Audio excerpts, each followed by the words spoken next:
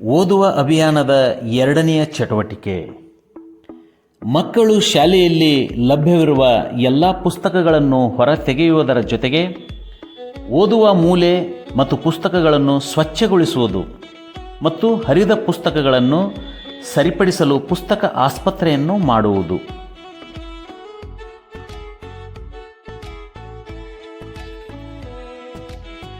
Hi ಮಕ್ಕಳೇ. Hello ಮಕ್ಕಳೇ. How are you? ಹಾಗಾದ್ರೆ ಈಗ ಯಾವ ಅಭಿಯಾನ ನಡೆದಿದೆ? Very good, very good. ಓದುವ ಅಭಿಯಾನ. ಇವತ್ತು ಎಷ್ಟನೇ ದಿನ ಸಂದೀಪ? ಇದು ಎರಡನೇ ದಿನದ ಓದುವ ಅಭಿಯಾನವನ್ನ ನಾವು ನಡೆಸ್ತಾ ಇದ್ದೀವಿ. ನಿನ್ನೆ ನೀವು ಓದಿದಿರಲ್ವ? ನಿನ್ನೆ ಓದಿದ್ದು ಇಷ್ಟ ಆಯ್ತು? ಯಾರ್ಯಾರಿಗೆ ಇಷ್ಟ ಆಯ್ತು ಕೈ ಮೇಲೆ ಮಾಡ್ರಿ, ಜೋರಾಗಿ ಚಪ್ಪಾಳೆ.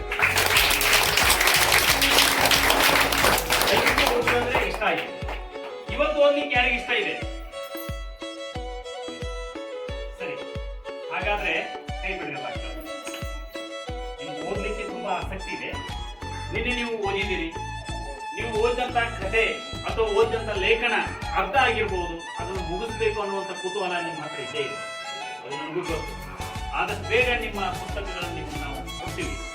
ಪುಸ್ತಕ ತಗೊಂಡು ನೀವು ನಿನ್ನೆ ತರ ಸಮಾಧಾನ ರೀತಿಯಿಂದ ಕೂತ್ಕೊಂಡು ಅರ್ಧ ಗಂಟೆ ಓದಬೇಕಾಗ್ತದೆ. ಆದ್ರೆ ಇವತ್ತು ಎರಡನೇ ದಿನದ ಚಟುವಟಿಕೆ ಏನು ಅಂತಂದ್ರೆ ಓದುವ ಮೂಲೆಯನ್ನ ಸ್ಥಾಪನೆ ಮಾಡುವುದು. ರೀಡಿಂಗ್ ಕಾರ್ನರ್ ಅಂತ ನಾವು ಕರಿತೀವಿ. ಅದನ್ನ ಸ್ಥಾಪನೆ ಮಾಡೋದು. ಸ್ಥಾಪನೆ ಆದ ನಂತರ ನಿಮ್ಮ ಪುಸ್ತಕ ನಿಮ್ಮ ಕೈ ಸೇರ್ತದೆ. ಅದಾದ ನಂತರ ನೀವು ಓದುವುದು. ಅದ್ರ ಜೊತೆಗೆ ನೀವು ಓದುವಾಗ ಯಾವ ಪುಸ್ತಕ ಹರಿದಿದೆ ಅದನ್ನ ನೀವು ಭರ್ತಿ ಟೀಚರ್ ಕೊಡಬೇಕು. ಅಲ್ಲಿ ಒಂದು ಪುಸ್ತಕ ಆಸ್ಪತ್ರೆಯನ್ನು ಸ್ಥಾಪನೆ ಮಾಡ್ತೀವಿ ನಾವು. ಈಗೇನು ನೀವು ದವಾಖಾನೆಗೆ ಹೋಗ್ತಾ ಇರ್ತೀರಿ, ಏನು ಬಿದ್ದು ಕೈ ನೋವಾದಾಗ ಅಥವಾ ಕೈ ಫ್ರಾಕ್ಚರ್ ಆದಾಗ, ಕಾಲು ಫ್ರಾಕ್ಚರ್ ಆದ ದವಾಖಾನೆ ಆಸ್ಪತ್ರೆಯಲ್ಲಿ ಏನ್ ಮಾಡ್ತಾರೆ ಅವರು? ಮುರಿದಿರುವಂತಹ ಮೂಳೆಯನ್ನ ಕೂಸಿ ಕಟ್ಟಿ ನಿಮಗೆ ಚಿಕಿತ್ಸೆ ಕೊಡ್ತಾರೆ.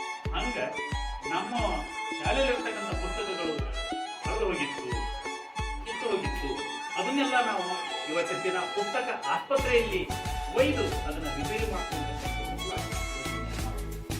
ಎರಡು ಚಟುವಟಿಕೆ ಇವತ್ತಿದೆ. Okay okay.